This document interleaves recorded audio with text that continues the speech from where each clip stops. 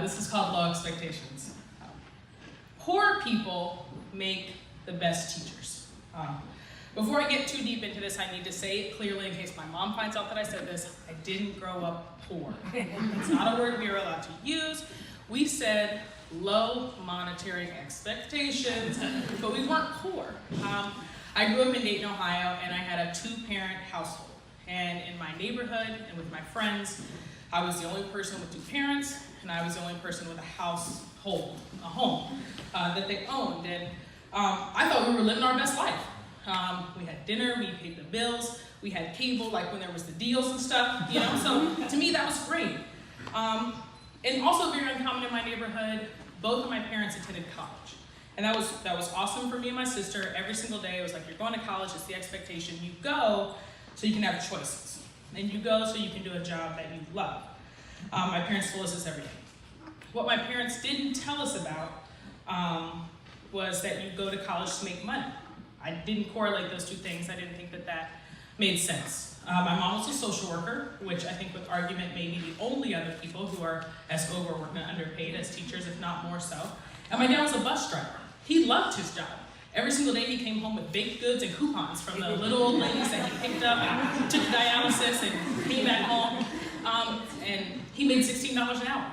So when I think about college, when my parents told me what that was, to me it didn't mean money.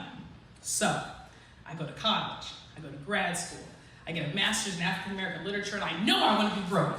So I said, I want to be a teacher. And I told my parents, I called them, I was like, Mom, you're never gonna guess.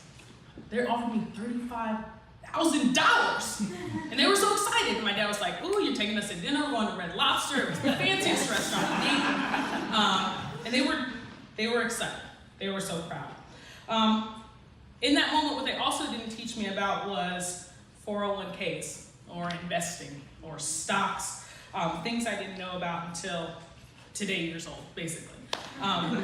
So when I think about money and making money moves and what that can do for you, I wonder if as teachers, our responsibility is to talk to kids about what money can do. So when we think about how it can work for you and how you can use your money in a way that it comes back and it can help you advance your dreams. I wonder if we, and I work at an urban school, could raise the expectations of our students about how money can work in their lives. Because I grew up low to middle income, I never thought about the money that I was making or wasn't making. And as a teacher, compared to everybody else in my family, I was making good money. I paid bills. My wife was in grad school. I was a teacher. We were living off that salary. We were paying bills, and it was okay. So what if as teachers, the other thing that we did was we talked to them about what money doesn't do. And it doesn't make you happy. It doesn't fulfill your dreams. You need enough to live and pay your bills and survive. I don't want to undermine anyone that's living in poverty and think that money wouldn't change everything for them. But what if our responsibility was to teach them that money doesn't solve all your problems? All of us have a student who got cut from the middle school basketball team and is going to the NBA. His name is Quentin. Like, we all know who that is. Everybody knows. And when you talk to Quentin about why do you want to go to the NBA, he's talking about ball out, chains, cars. But that doesn't matter. Because in real life, you're not going to be fulfilled.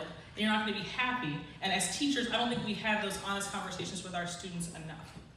I think that the thing we need to focus on is if we can change their path from someone who wants to make a lot of money to someone who wants to make people happy, or someone who wants to change people's lives, or somebody who wants to give back to the community. What if we could raise those expectations? Every single time I got a paycheck and I paid the bills and there were $17 left over, we went to Chipotle so you could steal the napkins and the forks. All I could think about was how happy I was. I love going to work I love going to work. Wake up, go to work, it's dark, you do all the things, you work with the kids, you go home, it's dark, you got your steps so you don't even have to go to the gym. Like, teaching is the best thing that ever happened to me. And because of that, I didn't think, I wish I could be doing other things. I wish I could be making more money. It didn't occur to me that much. And that's because I started out with low expectations. But when you start as a teacher, sometimes the salary isn't enough. More than that, though, when you change lives and you wake up every day and you're excited, and you have a staff that surrounds you and you're all working for the same thing every single day, you love your job and you love your kids, and the money matters less and less. That's our responsibility as teachers, that's what we make.